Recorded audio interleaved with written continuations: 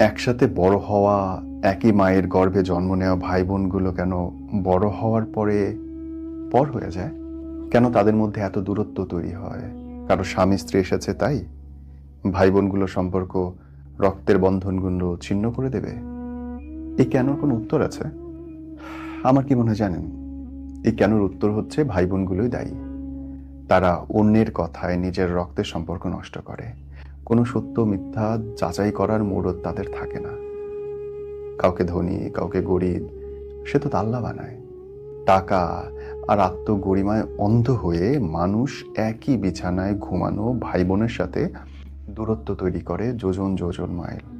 ছোটবেলায় যেই ভাই বোনের সাথে ঝগড়া হলে 2 মিনিট পরেই আবার মিলে যেত, বড়বেলায় ভাই বোনের মধ্যে ঝগড়া হলে জানাজায় পর্যন্ত দেখা হয় না। এই দোষটা কার? আমার মনে হয় Likey